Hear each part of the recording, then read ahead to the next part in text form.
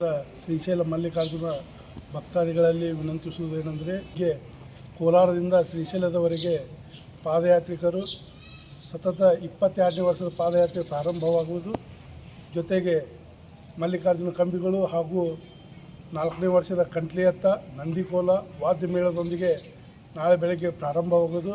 ಆದ ಕಾರಣ ಎಲ್ಲ ಸದ್ಭಕ್ತರು ಶ್ರೀಶೈಲ ಮಲ್ಲಿನ ಭಕ್ತರು ಬೆಳಗ್ಗೆ 9 ಗಂಟೆಗೆ ಮಲ್ಲಿಕಾರ್ಜುನ ದೇವಸ್ಥಾನದೊಳಗೆ ಬರಬೇಕಂತೇಳಿ ತಮ್ಮೆಲ್ಲರಿಗೂ ವಿನಂತಿಸಿಕೊಳ್ತೀನಿ.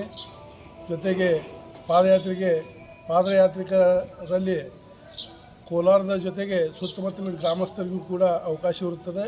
ಆದ ಕಾರಣ ಎಲ್ಲ ಸುತ್ತಮುತ್ತಲಿನ ಶ್ರೀಶೈಲ ಮಲ್ಲಿಕಾರ್ಜುನ ಭಕ್ತರು ಈ ಒಂದು ಪಾದಯಾತ್ರೆಯಲ್ಲಿ ಪಾಲ್ಗೊಂಡು ಶೋಭೆ ತರಬೇಕಂತೇಳಿ ವಿನಂತಿಸಿಕೊಳ್ಳುತ್ತೀನಿ. 200 ಸಂಖ್ಯೆ ಪಾದಯಾತ್ರಿಕರಾಕಾರ. ಜೊತೆಗೆ ಮಲ್ಲಿಕಾರ್ಜುನನ ಕಂಟ್ಲಿ ಎತ್ತ ಮೊದಲ 11 ವರ್ಷ ಒಂದು ಕಂಟ್ಲಿ ಎತ್ತು ಹೋಗಿ ಅದು ಕೂಡ ತನ್ನ ಪವಾಡವನ್ನು ತೋರಿಸ್ಯದ. ಅದು ಲೀನ ಆದ ನಂತರ ಈಗ ಮತ್ತೊಂದು ಕಂಟ್ಲಿ ಎತ್ತ ಕೋಲಾರದಿಂದ ಐತಿ. ಅದು ಕೂಡ ಸತತ ಈಗ 4ನೇ ವರ್ಷದ ಕಂಟ್ಲಿ ಎತ್ತಿರೋದ್ರಿಂದ ಅದ್ರ ಜೊತೆಯಲ್ಲಿ ಮತ್ತು ನಂದಿಕೋಲೂ ಇರ್ತದೆ.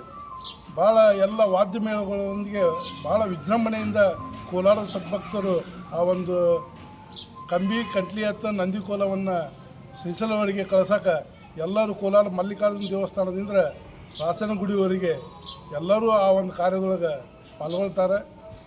ಭಾಳ ಚೆನ್ನಾಗಿ ಆಗುತ್ತೆ ಕೋಲಾರದೊಳಗೆ ಇದೊಂದು ಪಾದ